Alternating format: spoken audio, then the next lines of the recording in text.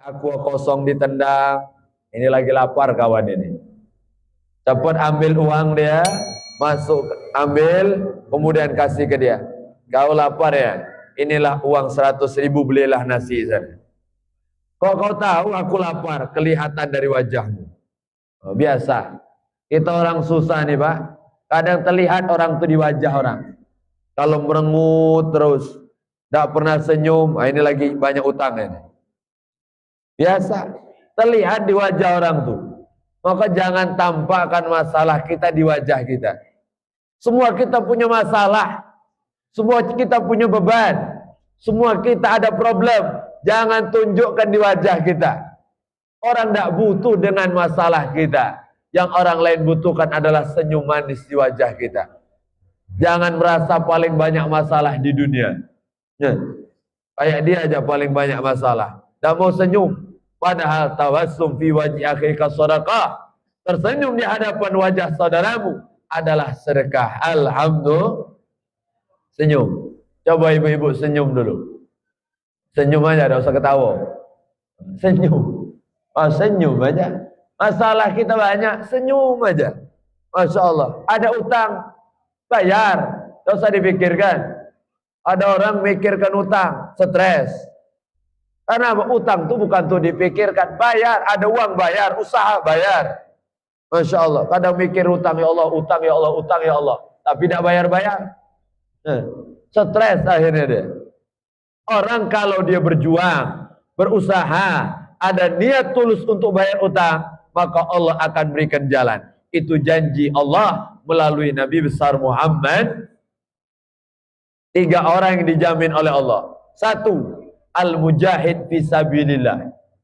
Orang yang berjuang di jalan Allah pasti ditolong Allah.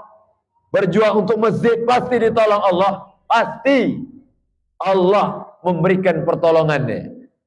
2, wal mukatabul ladzi yuridul adaa.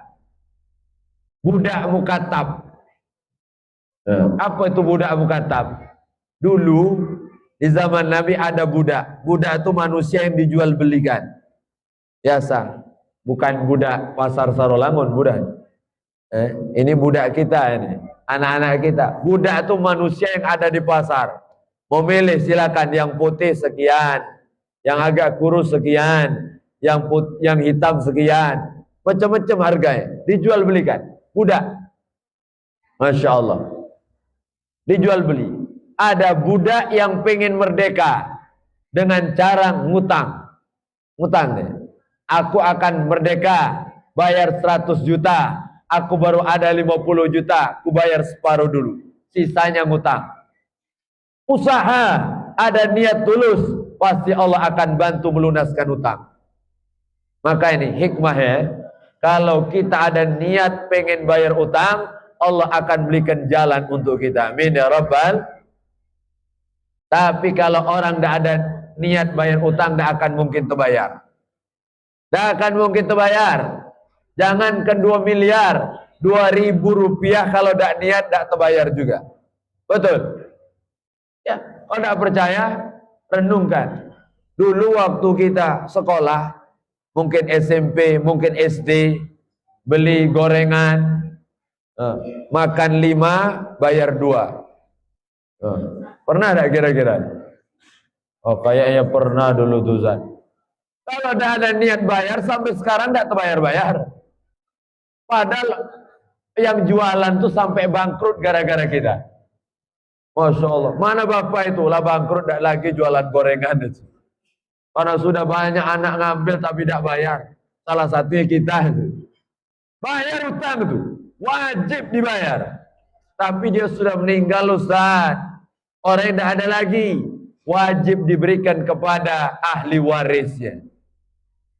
Jadi kalau kita punya utang dengan orang yang meninggal, apakah selesai? Tidak selesai. Ad-dayyan la yamut. Hutang tidak pernah mati. Yang kedua, yang harus kita cari adalah ahli waris. Mana anaknya? Mana keluarganya? Aku mau bayar hutang. Tidak ada juga Ustaz, anak-anaknya sudah pindah ke luar negeri, hilang kontak semuanya. Barulah cara yang ketiga, sedekah dengan niat bayar utang. masukkan celengan masjid. Ya Allah, aku sedekah 500.000, pahalanya untuk aku bayar utang mamang gorengan. 500.000 wajib dibayar tuh. Jangan main-main kita dengan utang. Orang kalau meninggal masih meninggalkan utang, terbelenggu sampai hari kiamat, sampai hutangnya dibayar. Terbelenggu, terikat deh. Ahli ibadat, sholat rajin, tahajud, baca Quran, puasa, tapi tidak bayar utang, terikat deh. Masya Allah. Maka jenazah kalau sudah meninggal selalu disampaikan, siapa yang merasa pernah, Masya Allah, ada sangkutan utang piutang dengan almarhum atau almarhumah, silahkan datang ke ahli waris. Itu bukan hanya basa-basi, tapi harus betul-betul dicari. Karena ada orang hanya ngomong basa-basi aja. Datang tetangga ke rumah. Nah, ya, bapakmu pernah ngutang sama aku. Berapa? Ada 20.000. Allah bu, 20.000 aja, ikhlaskan aja. Masya Allah, bapak kan sudah meninggal. Masa 20.000 aja ribut, datang sampai nagih utang. Kalau ibu tadi tidak ikhlas 20.000, maka bapak dalam kubur tetap terikat sampai hari kiamat. Na'udzubillah min. Mudah-mudahan kita semua lunas dari utang. Pengen tidak lunas dari utang? Ada doa dari Nabi Muhammad sallallahu alaihi. Nabi masuk masjid. Ada sahabat Nabi namanya Abu Umamah. Duduk di masjid. Temenung dia. Masya Allah. Nabi lihat. Nabi tanya, wahai sahabatku, tumben kau duduk di sini. Di ghairi waktu sholat. Dia duduk di masjid di luar waktu sholat. Biasa. Kalau ada orang kadang duduk di masjid bukan waktunya sholat. Ini lagi banyak masalah ini biasanya. Masuk datang ke masjid mungkin kena usir orang rumah. Ada. Masya Allah. Saya lihat bapak itu dari zuhur di masjid, asar di masjid, maghrib di masjid, sampai isya sebelum masjid tutup baru berangkat deh. Saya tanya, bapak kok rajin sekali? Tumben dari zuhur sampai isya ada di masjid. Iya Ustaz, mending saya di masjid dengar ceramah Ustaz. Terus daripada di rumah kena marah istri di rumah.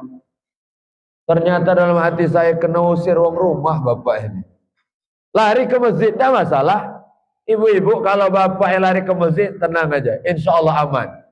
Tapi tidak pulang-pulang Ustaz, mungkin terkunci dalam masjid. Sampai subuh tidak balik-balik bapak itu. Masya Allah, bapak kemana nak pulang-pulang? Aku terkunci mah. Nak keluar tak bisa lagi. Walhasil, sahabat tadi duduk temenung, ditanya oleh Nabi, ada masalah apa? Ya Rasulullah, hatiku sumpah, wadayan, dan hutang yang membebaniku ya Rasulullah.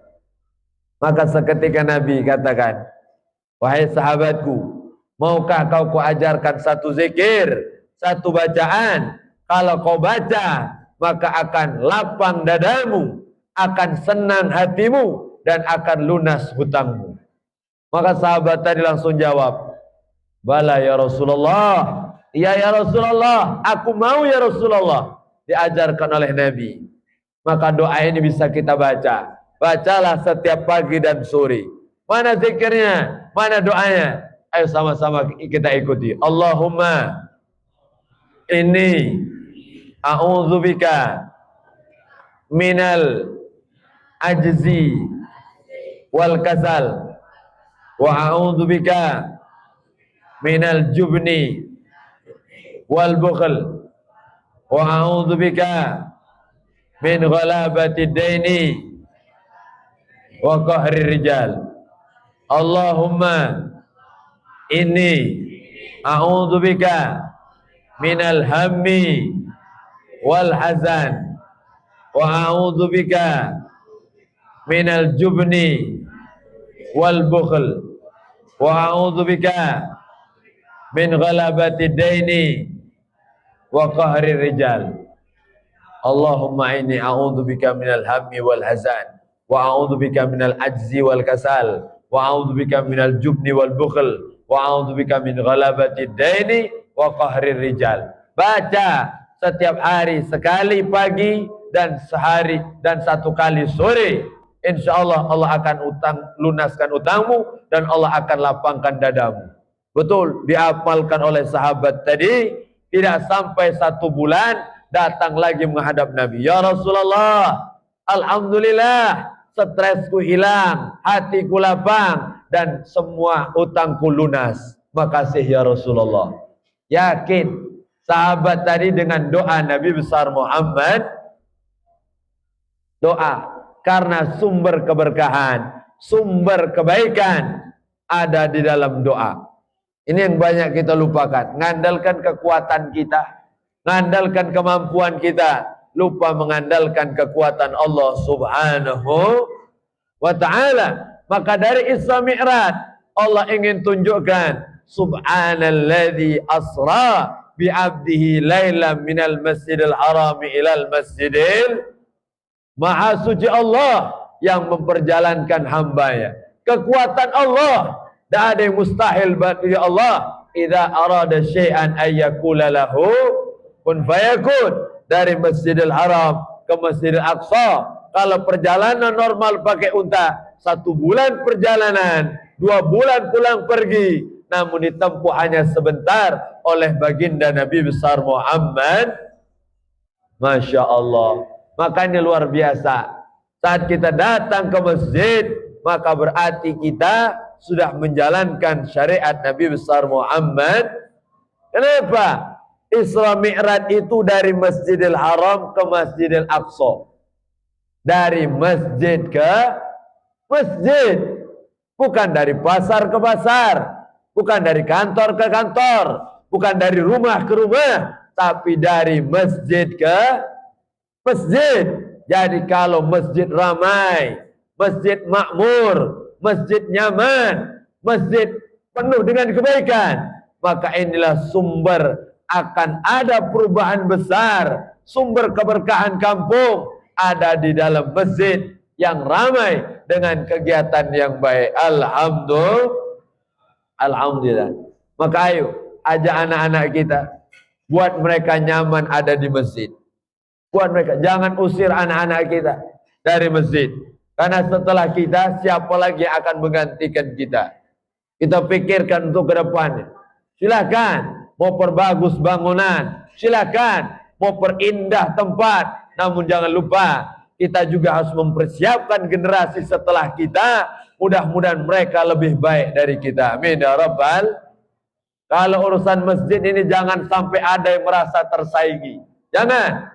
Siapapun pengurusnya, siapapun imamnya, siapapun yang ada di depan, kita sama-sama memakmurkan rumah Allah Subhanahu wa ta'ala. Karena ada jamaah kita datang, Ustaz, minta maaf, saya sudah jarang ke masjid. Kenapa Pak? Saya sudah 20 tahun jadi pengurus masjid. Terus sekarang saya pensiun dulu Ustaz ke masjid. Dalam hati saya, kok bisa ya ke masjid pensiun itu? Kayak PNS berarti dia. Ada pensiunnya. Waktu jadi pengurus datang ke masjid. Waktu lagi jadi pengurus tidak mau datang ke masjid. Na'udzubillah min. Masya Allah, kita siapapun di depan silahkan. Yang penting masjid kita makmur, saling tolong, saling dukung untuk memakmurkan rumah Allah. Inilah orang yang disebutkan Allah dalam Al-Quran, yang tidak segan mengeluarkan harta di jalan Allah. Sakha, jud, karam. Orang yang memberi dalam jumlah besar. Ada orang kalau sedekah tidak tanggung-tanggung. Besar, dia kasih. Ada yang keempat, ithar namanya. Lebih mementingkan orang lain daripada dirinya sendiri. Wah, ini hebat. Biarlah orang lain kenyang, aku lapar tidak masalah. Tapi kalau kita kan agak kebalik kalau kita. Nah, biarlah aku kenyang, kawan lapar tidak peduli. Makanya kalau kita kondangan kadang makan prasmanan tuh, masuk ngambil rendang 3, ayam 2, yang belakang tinggal kuah rendang aja. Masya Allah, habis. Tak peduli yang di belakang, salah sendiri ngapa pula dia di belakang. Ini tak peduli dengan orang lain. Bagi umat Islam ada saling peduli. La yu'minu ahadukum hatta yuhibba li akhi ma yuhibbu li nafsi. Tidak sempurna iman seseorang sampai dia bisa merasakan apa yang dirasakan oleh saudaranya. Maka dari masjid akan makmur, masyarakat sekitar masjid jangan sampai ada yang kelaparan, jangan sampai ada yang kesusahan. Bantu mereka, tolong mereka. Luqmah fi batni ja'i, satu suap yang masuk ke dalam perut orang lapar itu lebih hebat daripada membangun masjid jami. Ini luar biasa. Ibadah ngasih orang makan, ini ibadah besar nih pahalanya. Saya dengar di belakang tuh ada suara sendok dan piring gitu. Entah sedang apa ibu-ibu tuh, wallahu alam. Nyuci piring atau nyuci kuali, tidak tahu kita. Soalnya kan di belakang tirai itu. Tapi suaranya dan aromanya sudah mulai tercium ke depannya. Betul lah, Pak? Oh iya katanya. Pantas saya tidak khusyuk lagi sudah dengar ceramah. Luar biasa, ini luar biasa. Sokongan, berjuang bersama, ngasih orang makan, dari lapar jadi kenyang, itu lebih hebat daripada membangun masjid besar. Itu kata Syekh Abdul Qadir Jilani. Makanya alhamdulillah. Jadi kalau kita bisa sedekah, sedekah. Tidak bisa banyak, sedikit jadilah. Tidak peduli. Masya Allah, mau disebut orang, mau disanjung orang, mau tidak disebut orang, tidak dipandang orang, yang penting tetap sedekah. Jangan takut dipuji orang, dan jangan pernah sedekah untuk dipuji orang. Masya Allah, sedekah aja. Mau disanjung orang, tidak masalah. Mau tidak disebut orang, tidak masalah. Kenapa? Karena kita sedekah untuk Allah subhanahu. Tarkul amal li ajrin nas, meninggalkan amal, tidak jadi beramal gara-gara takut dipuji orang, ada syirik kecil di hatinya. Wal amal li ajlin nas, beramal karena manusia, ini adalah orang yang riak sesungguhnya. Tak usah peduli. Karena ada jamaah datang, Ustaz ya, saya jadi pengurus masjid, saya mau nyumbang Ustaz. Terus tolong jangan sebut nama saya, tidak usah tulis di papan nama itu, tidak usah tulis, saya mau sedekah ikhlas karena Allah. Mantap Bapak ini, Masya Allah. Saya penasaran, Bapak mau sedekah berapa? Alhamdulillah Ustaz, tidak banyak, ada 2.000 rupiah. 2.000 rupiah. La ilaha illallah. Dalam hati saya, Bapak, kalau seandainya nama Bapak ditulis di papan, itu rugi sepidol. Sepidol 5.000, Bapak sedekah 2.000, tekor masjid ini. Masya Allah. Ikhlas itu orang yang tidak peduli mau disebut, mau disanjung, mau dihina, mau direndahkan, tidak peduli dia, karena dia ibadah untuk Allah subhanahu wa ta'ala. Maka Isra Mi'raj dibangkit. Satu, bangkit kita, meningkat semangat datang ke masjid. Dua, meningkat kualitas solat kita. Tiga, tidak senggan untuk berbagi kepada sesama. Empat, bisa merasakan apa yang dirasakan oleh saudara-saudara kita. Alhamdulillah Bapak Ibu, kita malam hari bisa duduk bersama di rumah Allah, nyaman, tenang. Saudara-saudara kita ada di Aceh, Sumatera Utara, Masya Allah, Sumatera Barat, yang mereka terkena bencana, Masya Allah, rumah hancur, hilang semuanya, mereka tidak nyaman ibadah, maka kita syukuri nikmat. Sampaikan oleh Pak Lurah kita tadi, ayo sama-sama kita syukuri. Gimana cara bersyukur? Sarafal abad ma'an amallahu alaihi fima khuliqa li ajli. Syukur bukan hanya di lisan, syukur bukan hanya mengucapkan alhamdulillah, tapi syukur sesungguhnya saat dia menggunakan nikmat Allah sesuai dengan aturan Allah subhanahu wa ta'ala. Yang punya jabatan, gunakan jabatannya untuk menolong agama Allah. Yang punya ilmu, bagikan untuk umat Nabi Muhammad. Yang punya harta, sedekahkan di jalan Allah. Yang punya tenaga, bantulah memakmurkan rumah Allah. Yang punya pikiran, yang punya ide, ayo saling sokong, saling tolong untuk meninggikan kalimat Allah dan mensyiarkan agama Allah subhanahu Ini acara malam ini ramai meriah, insya Allah berkah. Ini karena bergabung semua. Ada yang punya harta dengan harta keluar. Ada yang punya tenaga dengan tenaga dia sumbangkan. Ada yang punya pikiran dengan pikiran dia curahkan. Ada, Masya Allah, orang mau buat acara, ngundang, ayo bapak-bapak, ibu-ibu kita rapat. Untuk apa? Acara Isra Mi'raj. Kumpul. Sudah kumpul semuanya, ditanya, Bapak, ya, kira-kira ada yang mau nyumbang beras? Diam semua. Ada yang mau nyumbang lauk? Diam semua. Nyumbang tenaga? Kami lemah semua Pak Ketua. Nyumbang apa? Saya nyumbang pikiran. Bapak, nyumbang pikiran. Bapak, nyumbang pikiran. Sekampung pikiran semua. Sampai hari ini belum jadi acara itu. Masih berkelahi tentang pikiran masing-masing. Cukup satu yang berpikir, yang lain kita bekerja, maka sama-sama dapat pahala. Alhamdulillah. Al-Qari wal Mustami syarikani fil ajar. Qari kita, ustaz kita baca Quran. Mana ustaz kita nih? Oh ada. Biasanya qari langsung hilang habis itu. Ini alhamdulillah di belakang sambil sender. Masya Allah, alhamdulillah. Beliau yang baca Quran, kita semua yang mendengar, sama-sama dapat pahala. Alhamdulillah. Al-alim wal muta'alim syarikani fil ajar. Ada satu orang ceramah, yang lain mendengarkan, sama-sama dapat pahala. Maka kalau ada orang ceramah, cukup satu saja. Jangan depan ceramah, samping ceramah, belakang ceramah. Malaikat bingung, mana yang ceramah ini? Akhirnya dah dapat pahala semuanya. Masya Allah, sama-sama. Kemudian ad-da'i wal mu'ammin syarikani fil ajar. Orang yang berdoa dan orang yang mengaminkan doa, sama-sama diijabah Allah dan sama-sama dapat pahala. Alhamdulillah. Masya Allah, luar biasa. Ibu-ibu yang masak, bapak-bapak bagian menghabisi. Oh, ini saling tolong namanya. Masya Allah, nikmat dari Allah. Maka perkumpulan seperti inilah insya Allah membuat kita bersama di dunia sampai berkumpul kembali di surga. Amin ya Rabbal.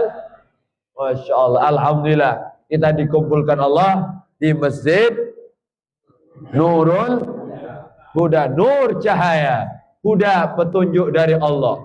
Memang orang-orang yang diberi cahaya petunjuklah yang bisa memakmurkan rumah Allah. Alhamdulillah.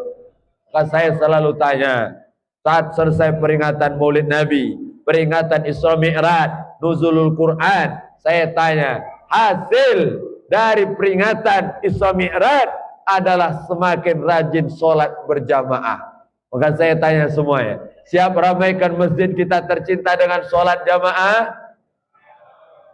Jawaban agak meragukan ini. Sekali lagi, siap ramaikan masjid kita tercinta dengan sholat jamaah? Mantap. Agak gentar dikit malaikat dengar ini. Masya Allah. Tapi besok pagi malaikat bingung. Manalah bapak yang teriak semalam tu ya? Tak muncul di masjid dia. Yang penting ada niat dulu. Ya Allah, aku niat pengen makmurkan rumah Allah sampai kau jemput dalam keadaan husnul khatimah. Amin ya Rabbal alamin. Alhamdulillah. Jam berapa ini? Jam 9 kurang 8 menit. Ceramah tadi jam 9 kurang 5 menit. Kurang lebih hampir 57 menit saya ceramah ini. Maka saya harus lihat jam. Karena dikasih kursi yang empuk ini. Biasanya saya ceramah berdiri. Kalau sudah mulai kaki kesemutan, hampir 1 jam. Ini belum kesemutan karena duduknya nyaman ini. Ini luar biasa. Siap sampai subuh ini. Bapak mantaplah, saya mau pulang ke Palembang.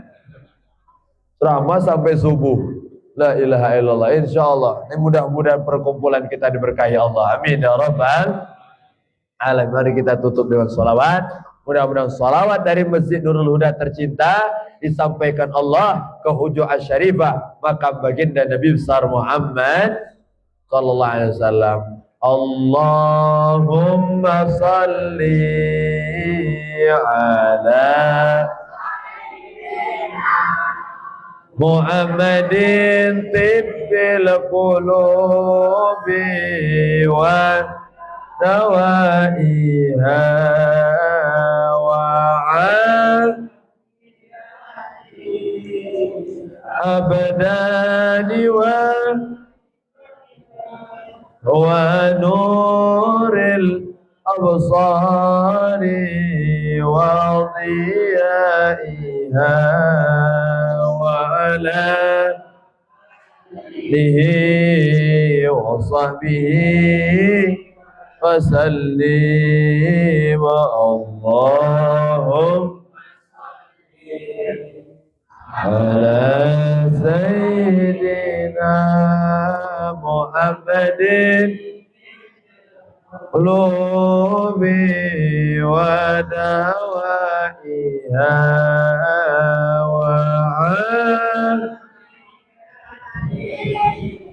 أبدان ونور الأبصار وضيائها وعلى آله وصحبه وسلم اللهم صل على سيدنا محمد طب القلوب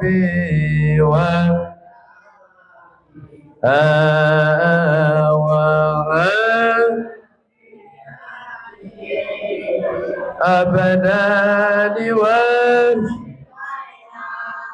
ونور الأبصار وضيائها وعلى آله وصحبه